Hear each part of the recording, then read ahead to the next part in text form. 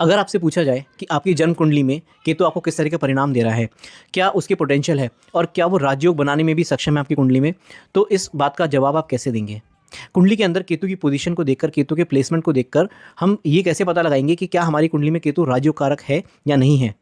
केतु वैसे बहुत बदनाम प्लैनेट है कि इसकी दशा आ जाए, अंतर्दशा आ जाए तो सब कुछ खत्म हो जाता है, जीवन में हमारी एक्सपेक्टेशन खत्म हो जाती हैं, जो भी हमारे एस्पिरेशंस हैं वो कभी काम नहीं करते। लेकिन हमेशा ऐसा नहीं होता। केतु की दशा कई लोगों को राजयोग भी देने में सक्षम होती है। आप आज के डेट में मुख्यमंत्री जो हैं उत्तर प्रदेश के, उनकी कुंडली में देखेंगे तो वह केतु की दशा में ही उनको सीएम की कुर्सी मिली, वह सीएम बने उत्तर प्रदेश के। तो केतु जब अपनी ब्लेसिंग देते हैं, जब पूरे पोटेंशियल से वो वर्क करते हैं, तो बाकी सारे प्लैनेट से भी ज़्यादा अच्छे रिजल्ट्स देने में सक्षम हो जाते हैं। जैसा कि आप मेरी स्क्रीन पर देख पा रहे हैं, यह एक लगन चार्ट है। लगन चार्ट होता है कुंडली का वो चार्ट जिसे हम D1 चार्ट कहते हैं इंग्लिश में, और यही जनरली देखा जाता है जनरल प्रेडिक्शंस करने के लिए। और चार्ट्स भी होते हैं, D9 चार्ट जिसे नवमांश कहते हैं, दशमांश होता है जिसे D10 कहते हैं, और भी कई सारे इसके वर्ग होते हैं कुंडली के। लेकिन जो सबसे पहले देखते हैं, जो एंट्री पॉइंट है कुंडली का, वो है हमारा D1 चार्ट जिसे हम लग्न चार्ट कहते हैं। तो आपको अपने केतु को एवेल्युएट करने के लिए सबसे पहले क्या पता होना चाहिए? सबसे पहले आपको ये पता होना चाहिए कि आपकी कुंडली का केतु है किस भाव में। अगर मैं भाव की बात करूं तो ये कुंडली के नंबरिंग सिस्टम है, इसके अंदर हमेशा यह भाव पहला भाव ही रहता है।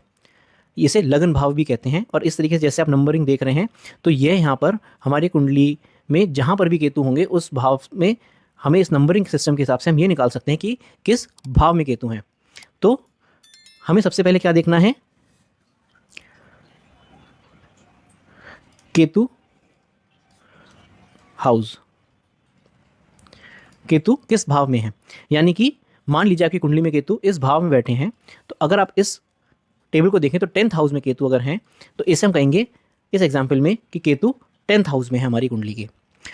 अब हमें ये देखना चाहिए कि केतु किस राशि में है, यानी उसका ज़ोडिएक साइन क्या है। जिस ज़ोडिएक साइन में केतु होंगे उससे भी काफ़ी इंटरेस्टिंग रिजल्ट निकलेंगे, उससे भी हम काफ़ी एवेल्यूशन हमें हेल्प मिलेगी कि किस राशि में है, उसके बेसिस पे हम राजयोग कारक हैं या नहीं ये निकाल पाएंगे।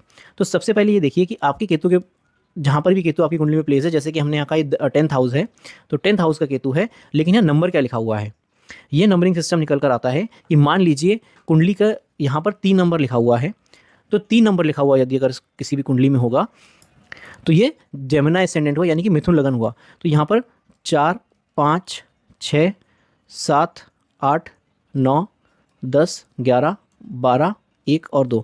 तो यहाँ पर हमारा कुंडली 12 नंबर की राशि में है। अब 12 नंबर की राशि को कैसे देखेंगे? तो आप इस टेबल को देखिए, इस टेबल में जहाँ पर भी आपको नंबर मिल जाए, जो नंबर आपके केतु के बगल में लिखा हुआ है, तो यहाँ 12 नंबर लिखा हुआ था। 12 नंबर मतलब मीन राशि, मीन राशि, और उसका ओनर है जुपिटर, यानी कि देवगुरु बृहस्पति, जिसे गुरु भी कहते हैं हम, प्लैनेट गुरु। तो केतु का हाउस हमने देख लिया, केतु का साइन वो हमारा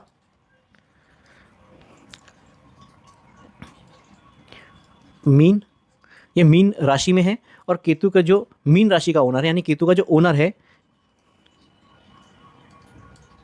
वो है गुरु, देवगुरु बृहस्पति। तो ये 3 इन्फॉर्मेशन हमने निकाल ली। इसके बाद हमें ये भी देखना होता है कि केतु किस प्लैनेट के साथ प्लेस्ड है, तो आप उसको भी नोट कर लीजिए कि इसको हम कहते हैं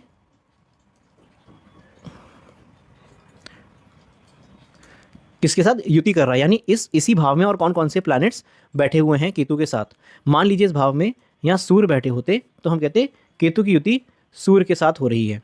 इतनी इन्फॉर्मेशन नोट करने के बाद, समझने के बाद कि केतु का हमारा हाउस क्या है, किस राशि में है, किस प्लैनेट की राशि में है, और उसके साथ क्या युतियाँ हो रही हैं, कौन से प्लैनेट्स के साथ बैठे हुए हैं केतु के साथ, तो ये नोट करने के बाद अब हमें ये देखना है कि क्या कॉम्बिनेशन है जो ऐसे केतु के राजयोग बनाएंगे आपकी कुंडली में या नहीं बनाएंगे। थोड़ा सा पॉज लेकर अब आपसे मैं ये रिक्वेस्ट करूंगा कि अगर आपने ये समझ लिया 3 चीज़ें, तो आप मुझे कमेंट में ज़रूर बताइए कि आपका केतु कहाँ पर है, किस राशि में है, और उस राशि का स्वामी कौन है। तो मुझे ये समझ में आएगा आपके कमेंट से कि आपने इस वीडियो से इन्फॉर्मेशन सही समझी है या नहीं समझी है, आपको कितना वीडियो समझ में आया। और आपको नहीं समझ में आया तो आप वो भी बताइए कि आपको समझ में नहीं आया कि किस तरीके से कुंडली में ये चीज़ को निकालना है। तो सबसे पहले हमें ये भी समझना होता है कि कुंडली के केंद्र स्थान कौन से होते हैं। कुंडली के केंद्र स्थान वह होते हैं जहाँ पर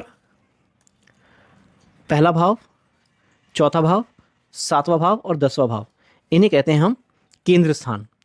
यह कुंडली का केंद्र कहलाता है। और जैसा कि आप देख सकते हैं, केंद्र कहना स्वाभाविक है क्योंकि ये पूरी कुंडली का सेंटर है। यहाँ इस पूरे को सर्कल को कंप्लीट कर लीजिए, कुंडली का सेंटर है। दूसरी चीज़ जो हमें नोट करनी होती है वह होता है कुंडली का त्रिकोण स्थान कौन से हैं।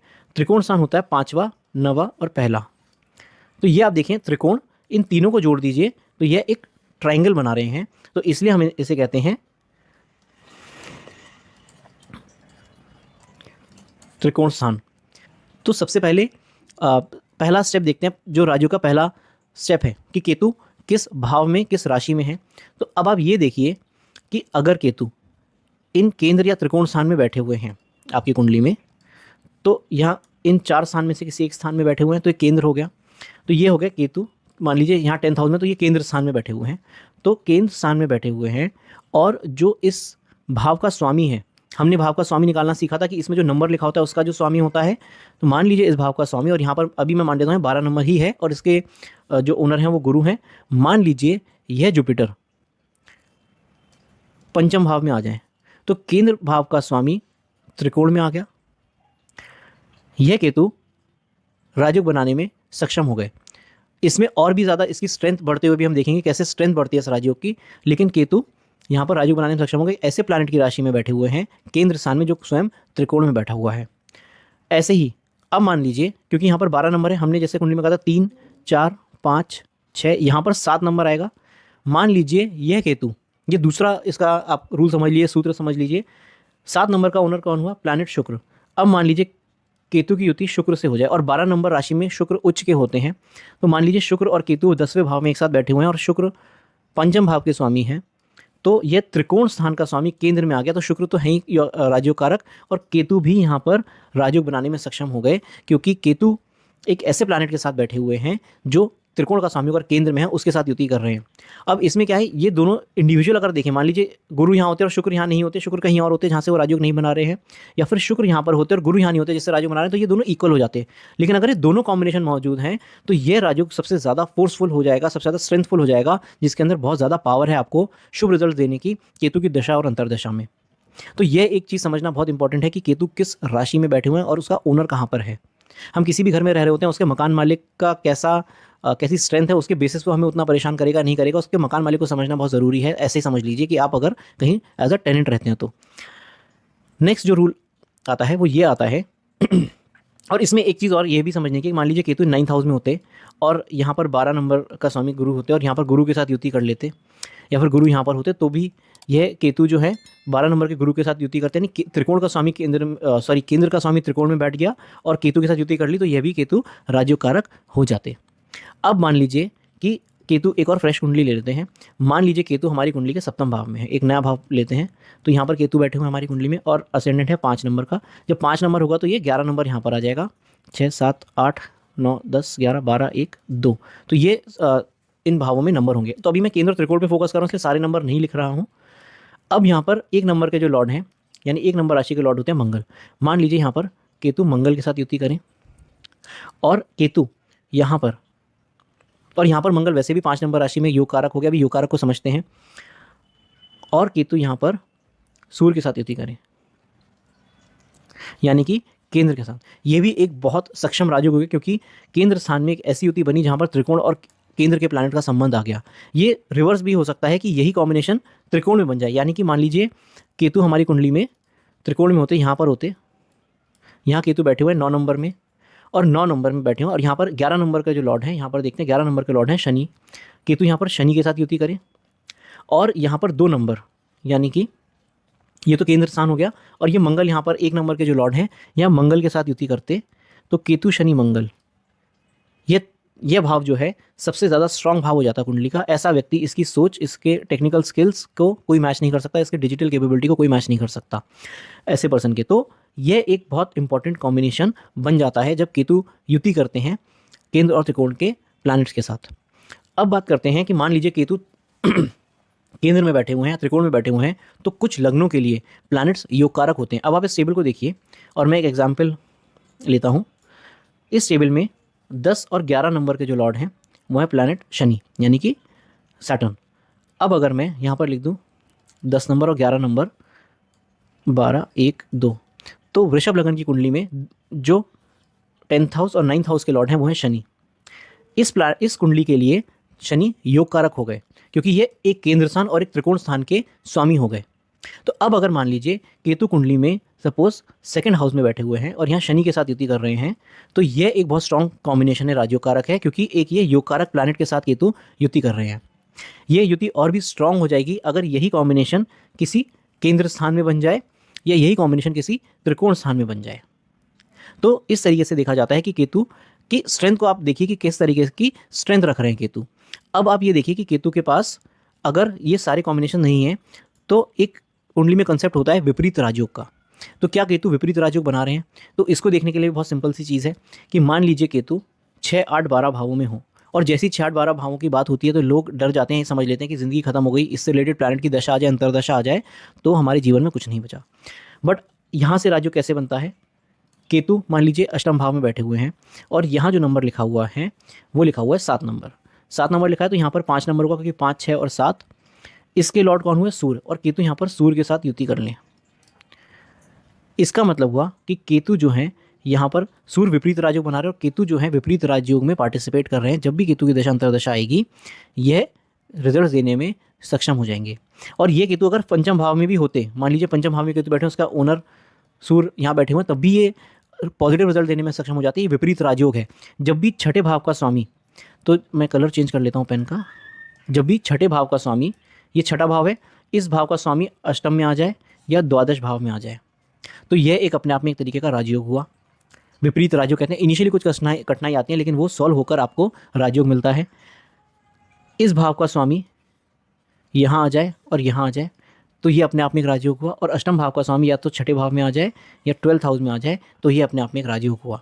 तो ये देखना होता है कि केतु इस भावों से युति जो कर रहा है, इस भाव में बैठा हुआ है तो किस प्लैनेट से युति कर रहा है, क्या वह प्लैनेट विपरीत राजयोग बना रहा है, या केतु जहाँ पर भी प्लेस है क्या उस प्लेसमेंट में जो ओनर है उस भाव का क्या वह भी विपरीत राजयोग बना रहा है।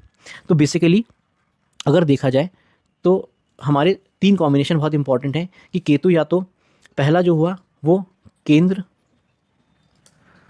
त्रिकोण राजयोग हुआ जो हमने समझा, जिसमें केतु केंद्र और त्रिकोण में एक ऐसे प्लैनेट के साथ बैठ जाए जो केंद्र और त्रिकोण का स्वामी है, या फिर 2 प्लैनेट के साथ बैठ जाए, एक केंद्र का और एक त्रिकोण का स्वामी है इन स्थानों में।